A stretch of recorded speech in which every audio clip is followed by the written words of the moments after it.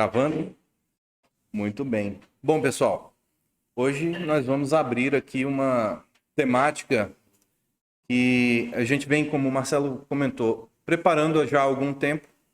Ela abre o nosso ciclo aí nosso clube de literatura, né? Que a gente vai abrir as inscrições. E ela é uma demonstração do que vai ocorrer nos próximos livros, né? Eles vão vir em forma de uma espécie de curso mesmo, tá? Não é bem um curso, porque, como eu costumo dizer, eu não sou especialista em literatura, mas a gente está aqui compartilhando uma experiência, né, através de uma percepção de uma história que a gente vê, que a gente lê e que a gente vai atrás de tentar apreender alguma crítica sobre o assunto, algum conteúdo extra. Nosso amigo Fabrício está aqui para me auxiliar, ele não vai só passar slide, né? Eu não vou usar só o dedo indicador dele ali no computador. Então, em alguns momentos, ele fará algumas intervenções e vai ser o nosso leitor oficial, né? Nós vamos trabalhar as 3 obras, 3 distopias que a gente julgou mais comuns, aí, mais do momento, né? Mais da moda, que nunca saem de moda, algumas, que é o 1984, do Orwell, o Admirável Mundo Novo, de Aldous Huxley, e o Fahrenheit 451, que é de um cara um pouco mais moderno, né? Que é o Raymond Bradbury, né? Ray Bradbury. Ele morreu em 2012, né? Em 2012. Mas eles têm temas centrais e temas que são mais específicos, né? Que se tocam e que se destacam à medida que a gente for comentando. E aí, pode passar, Fabrício? Aqui tem um QR Code com se você escanear ele, você vai acessar o resumo dos 3 livros, tá? A gente preparou aí um resumo. Obviamente que esse resumo ele tem complementaridades de um material chamado Spark Notes, tá? Que é um material em inglês que em alguns momentos a gente recorre para ter um referencial simbólico de crítica literária, para a gente ampliar de onde a gente vem. Eu achei bastante adequado, não quis fazer um resumo muito extenso, até começamos a preparar, né, Fabrício, um resumo mais extenso, mas a gente vai deixar isso para as outras obras, que vão ser analisadas uma a cada sessão, a cada encontro nosso.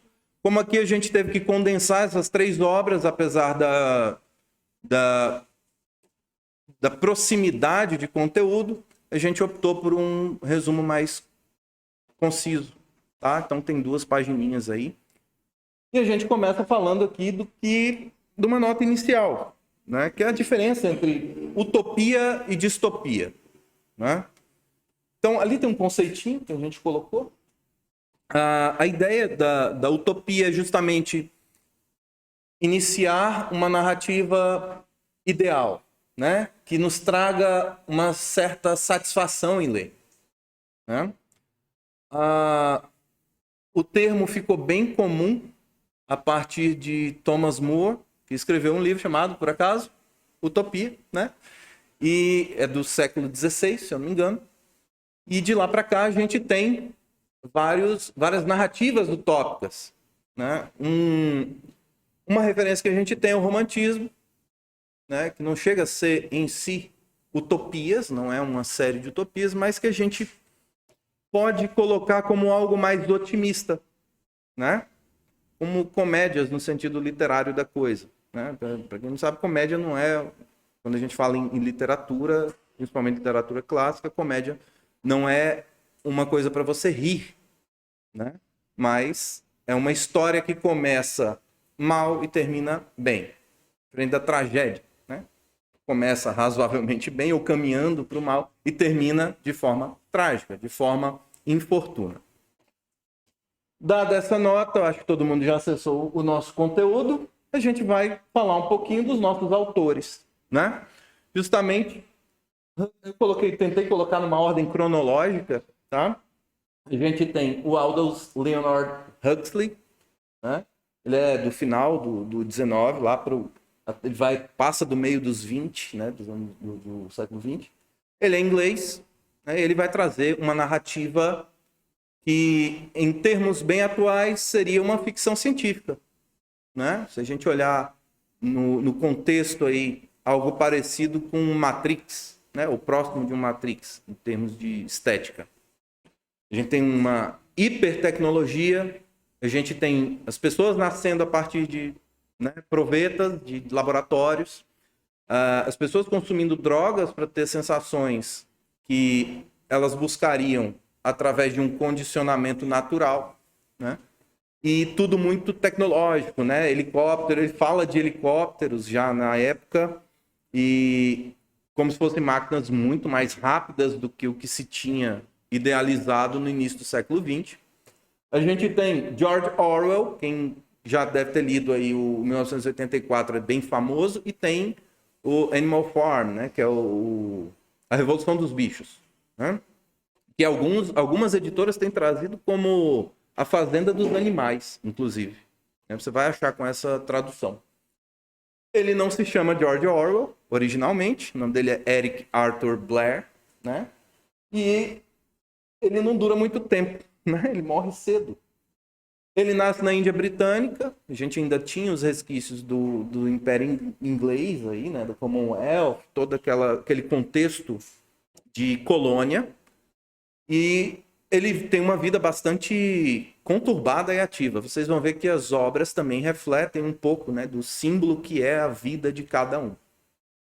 E o Ray Douglas Bradbury, né, ele já nasce um pouquinho depois dos outros dois e morre mais recente, né, em 2012. E ele é americano. Bradbury, ele vai trazer, né, esqueci até de falar, né, do Orwell. Ele traz um regime totalitário, onde a gente tem um personagem principal ali que ele vai começar a perceber que tem alguma coisa errada, né? E começar a se opor a esse regime, de modo que ele se apercebe do contexto mais obscuro, mais opressivo desse regime, e não dos supostos benefícios, que já não são muitos na história, porque é um regime decadente, né? Ele está muito um estado em show, e aí não suporta mais todo mundo. E ele começa a se opor a isso. O contexto dele é um pouco menos científico, em termos estético, né? De ficção científica. Ele tem um pouco menos de estética de ficção científica que o Huxley, no Admirável Mundo Novo. Então, a gente consegue perceber na narrativa algo mais próximo da nossa realidade. A gente tem o Fahrenheit 451, e aí vocês podem ver que ali tem, né, nessa arte aí não ficou muito claro, mas o que pareceria um bombeiro. E no Fahrenheit, o Bradbury nos traz um corpo de bombeiros que não apaga fogo. Ele toca fogo. Só que ele não toca fogo em qualquer coisa. Ele toca fogo em livros. E aqui a gente tem uma narrativa interessante do ponto de vista social. Porque a gente vai observar quem escolhe essa ação dos bombeiros. Diferente das outras obras, não é o Estado que inicia, que dá essa sugestão, mas a própria sociedade, né? E o personagem principal, por acaso, é um bombeiro. E aí ele começa a perceber que ler Shakespeare, ler Ernest Hemingway é uma coisa bacana, né? Ele vai apagar não, né? Apagar a história e tocar fogo em livro.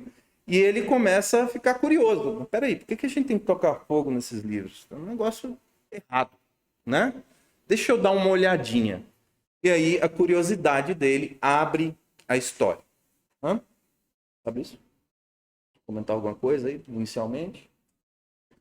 Bom, nós temos símbolos que são recorrentes nas três obras, tá? Aqui, gente, coloquei símbolos, mas você pode chamar de conceitos, tá? Não se apeguem tanto às terminologias, tá? Dos títulos. Então, nós temos símbolos que são comuns, né? E que vão refletir o momento em que cada obra foi feita, né? E a maneira com que cada autor viveu sua vida também. Vejam, a gente tem ali tecnologia, né? A prevalência tecnocrática, tanto em sentido estrito como em sentido amplo, né? Ou seja, a gente tem desde detalhes como carros voadores até a ideia de uma vigilância constante, como em 1984, com as teletelas. Né? Qual o próximo aí, Fábio? Você vai lendo pra gente? Então sempre tem uma guerra, um pós-guerra, um cenário de iminência de guerra, né? Uma pujança militar muito grande, né? E uma tensão ali, parece que a coisa veio ou vai ou está em um conflito. E aí eu falo em conflito não apenas conflitos internos dos personagens, mas conflitos transnacionais, né? Internacionais, como as guerras, elas são mais recorrentes no Fahrenheit 451 e no 1984, né? No Huxley, com a Admirável Mundo Novo, a gente tem uma coisa mais... um mundo de maior paz, né? Porque a gente tem o Estado... Estou lembrando o termo em inglês aqui, não estou lembrando em português. Que seria um Estado internacional, né? Imagine que nós somos governados pela ONU, não é? Não tem mais um presidente de cada lugar. E aí você tem 10 gestores internacionais, né? 10 grandes burocratas que regem o mundo. Eles são responsáveis por áreas, né? Então, a guerra ela é uma coisa iminente. E ela tem essa reflexão, né, falando dos dois primeiros conceitos aqui, os dois primeiros símbolos, que é justamente a tecnologia e a guerra eram, se você reparar, na época de cada autor, né, que eles viveram, em que época foi escrito cada obra, a gente tem ali um reflexo disso, da obra, na realidade e da realidade na obra. Porque a gente tem um período entre guerras, né? A gente tem um fim de século bem violento, né? A gente tem revolução, tem guerra civil, tem guerra em colônia, tem toda uma disputa, né, física de ambiente, né, e de ideias também.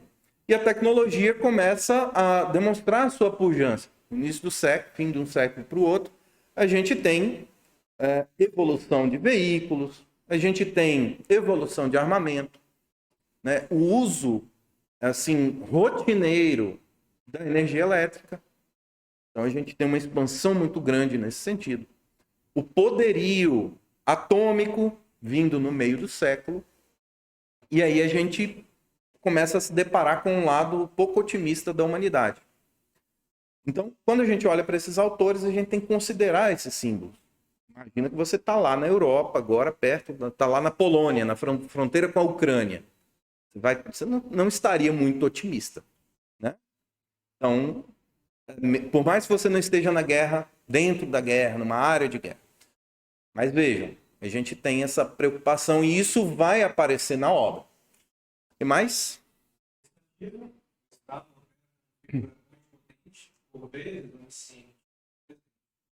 Exato. Então, vocês vão ver estados em que não há qualquer manifestação de cultura que não seja estatal. Tá?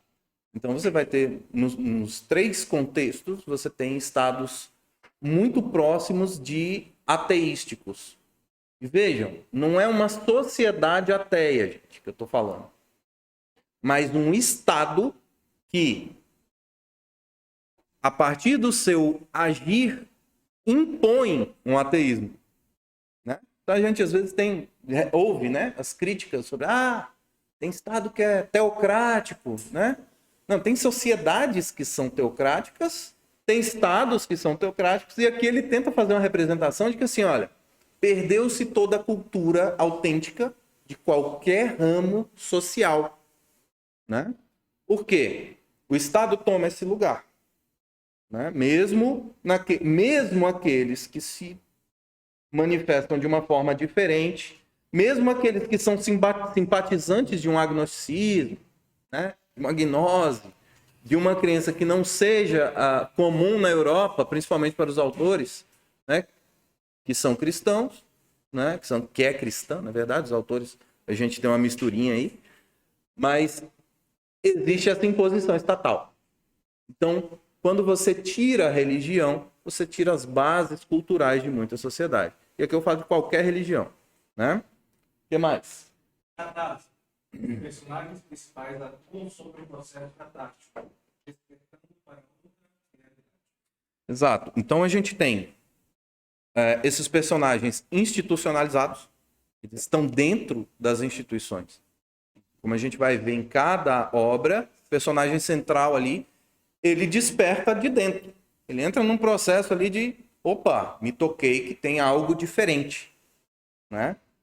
E isso também faz um paralelo com a vida de cada autor, né? Em determinados momentos, cada autor ali, e até, né, trazendo o símbolo mais próximo da gente, em quantos momentos a gente não entra numa catarse e fala assim, eita, tem isso daqui.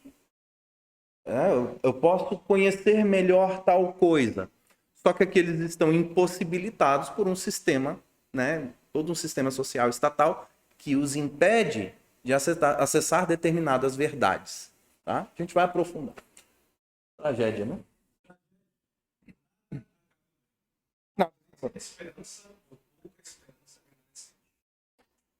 Então, assim, não são obras que acabam bem. Vocês vão ver que não tem lá uma mensagem muito esperançosa para o final de cada um, né? A gente tem até alguns comentários a respeito de uma certa previsão feita por esses autores, né? Eles não estão ali fazendo bem uma obra literária, mas uma espécie de previsão, né? Tem gente que fala, está em profecia, do que vai ser uma sociedade hipertecnológica, hiperfechada culturalmente. Então, assim, que busca excessivamente o prazer, né?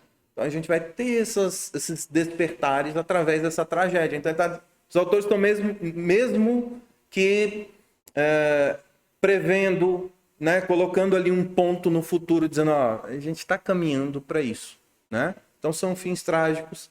Os personagens, os autores não são otimistas, né? Se você pegar a história deles, eles são certamente pessimistas, né? O Bradbury ele vai criticar uma certa imposição do coletivo, né? Mesmo ele não sendo lá um individualista, né? O Huxley e o Orwell, eles são simpatizantes de regimes socialistas, né? Do contexto socialista, mas eles pisam no freio. Eles falam, peraí, gente, a gente está caminhando, se a gente continuar assim, né, no olho por olho ali, isso daqui não vai levar a gente para um lugar legal.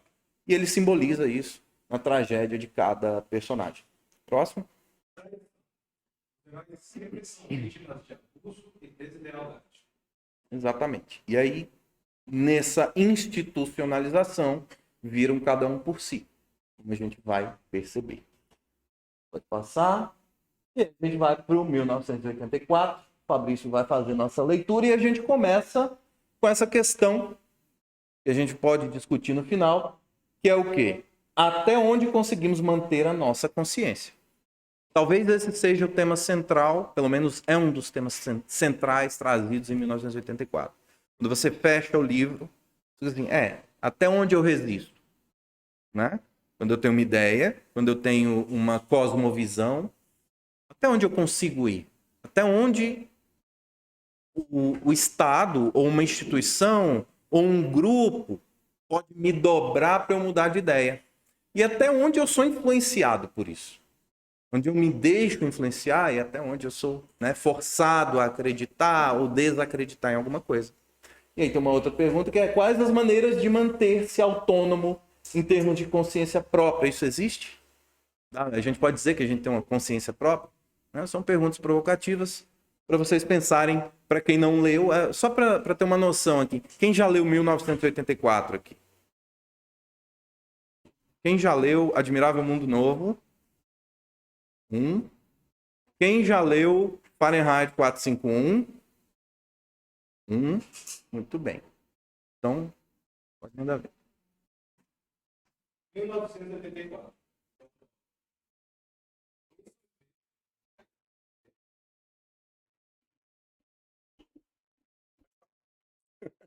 Winston Smith é um membro de baixo escalão do partido no poder em Londres, na nação de Oceânia.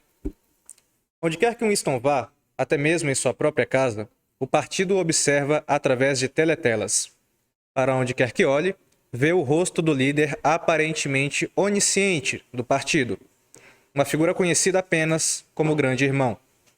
O partido controla tudo na Oceânia, até a história e a língua do povo. Atualmente, o partido está forçando a implementação de uma linguagem inventada, chamada novilíngua, que tenta impedir a rebelião política, eliminando todas as palavras relacionadas a ela. Mesmo ter pensamentos rebeldes é ilegal. Tal crime de pensamento é, de fato, o pior de todos os crimes.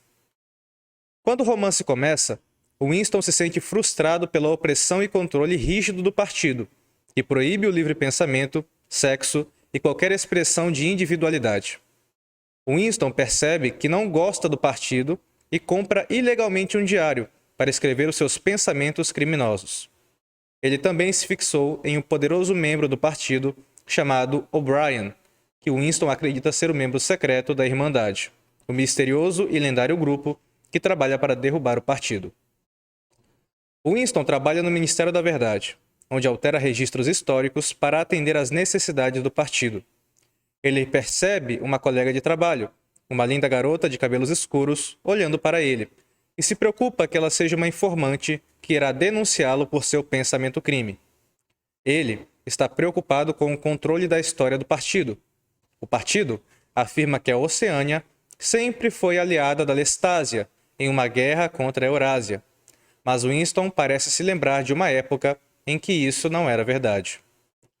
O partido também afirma que Emanuel Goldenstein, o suposto líder da Irmandade, é o homem mais perigoso vivo, mas isso não parece plausível para Winston.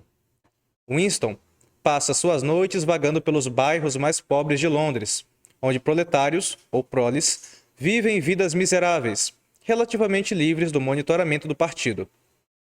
Um dia, Winston recebe um bilhete da garota de cabelos escuros que diz: "Eu te amo." Ela diz a ele seu nome, Julia, e eles começam um caso secreto, sempre à procura de sinais de monitoramento do partido. Eventualmente, eles alugam um quarto acima da loja de segunda mão no bairro proletário onde Winston comprou o diário. Essa relação dura algum tempo. Winston tem certeza de que eles serão pegos e punidos, mais cedo ou mais tarde. O fatalista Winston sabe que está condenado desde que escreveu o seu primeiro diário, enquanto Julia é mais pragmática e otimista. À medida que o caso de Winston com Julia progride, seu ódio pelo partido fica cada vez mais intenso. Por fim, ele recebe a mensagem que estava esperando. O'Brien quer vê-lo. Winston e Julia viajam para o luxuoso apartamento de O'Brien. Como membro do poderoso núcleo partidário, Winston pertence à base partidária, O'Brien leva uma vida de luxo que Winston só pode imaginar. O'Brien confirma a Winston e Julia que, como eles, odeia o partido e diz que trabalha contra ele como membro da Irmandade. Ele doutrina Winston e Julia na Irmandade e dá a Winston uma cópia do livro de Emanuel Goldenstein, o Manifesto da Irmandade. Winston lê o livro, um amálgama de várias formas de teoria social do século XX, baseada em classes. Para Julia, na sala acima da loja. De repente, soldados invadem e os prendem. Mr. Sherrington, o proprietário da loja, é revelado como tendo sido um membro da polícia do pensamento o tempo todo. Arrancado de Julia e levado para o lugar chamado Ministério do Amor, Winston descobre que O'Brien também é um espião do partido, que simplesmente fingiu ser um membro da Irmandade para prender Winston a cometer um ato aberto de rebelião contra o partido. O'Brien passa meses torturando e fazendo lavagem cerebral em Winston, que luta para resistir. Por fim, O'Brien o envia para a temida Sala 101, destino último de quem se opõe ao partido. Aqui, O'Brien diz a Winston que ele será forçado a enfrentar o seu pior medo. Ao longo do romance, Winston revela ter pesadelos recorrentes com ratos. O'Brien agora amarra uma gaiola cheia de ratos na cabeça de Winston e se prepara para permitir que os ratos comam seu rosto. Winston se exaure, implorando a O'Brien para fazer isso com Julia e não com ele. Desistir de Julia é o que O'Brien queria de Winston o tempo todo.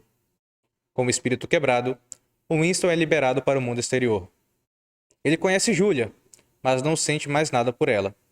Ele aceitou o partido inteiramente e aprendeu a amar o Big Brother. Muito obrigado. Muito bem. Então, aqui a gente já tem nosso primeiro espectro, né? Que vai abrir aí o 1984.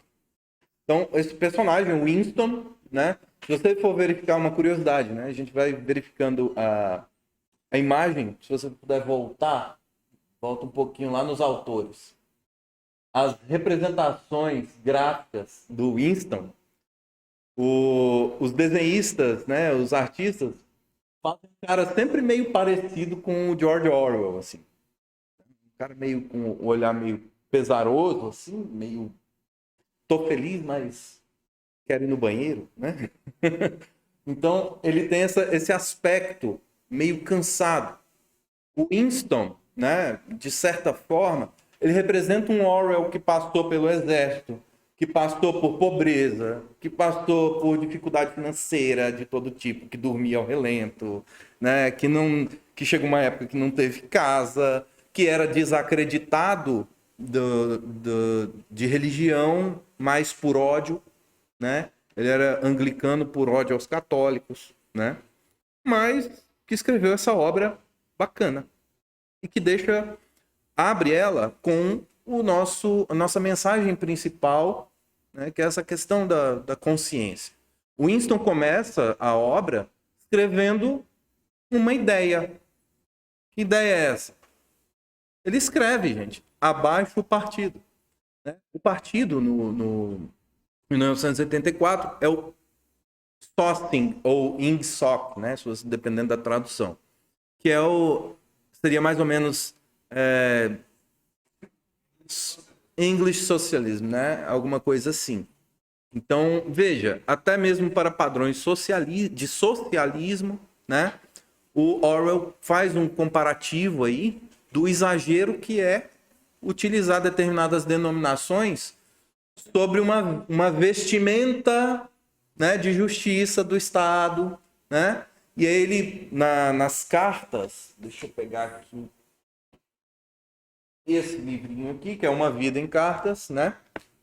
Que é dele, são as cartas dele, uma coletânea de cartas do Orwell para várias pessoas. Aqui ele se comunica com gente de tudo quanto é lugar, de tudo quanto é tipo, com editores. Ele vai descrever, vai relatar essa inconformidade, principalmente no pós-guerra, com os sistemas socialista e comunista, né, de alguns países. A figura que personifica esses sistemas, principalmente Stalin, né, que aí a União Soviética ela passa por um desvelar aí dos horrores que proporcionaram o Holodomor, né, a grande fome da Ucrânia, né, que matou ali a estimativa de 7 milhões de pessoas, né? E isso entre 30 e... Posso estar errado, tá? Mas ali no início dos anos 30, tá? 32, 33. Isso daí foi só por uma revolta dos produtores de cereal ucranianos. Então, Stalin fala, vocês não querem aumentar o preço, querem negociar? Fecha as portas, confisca tudo aí e ninguém sai desse lugar. E aí a gente tem aquela noção, né? Se você pegar, avança um pouquinho, aquela imagem ali de cima. Não, vai deixar lá. Essa imagem aqui, ó, de cima no círculo aí, são imagens do Holodomor. São pessoas morrendo de fome. Tem outras imagens que são bem mais gráficas, não quis colocar, né? Então, a gente tem o nazismo, obviamente, né, que começa, né, o Deutsche Sozialistische Partei, né, que é uma coisa assim, que é o Partido Socialista Trabalhista Alemão, né? E a gente tem a reabsorção dessas ideias dentro de regimes totalitários. E aí o Orwell vai centralizar isso na obra. E ele vai focar em alguns símbolos. Pode passar.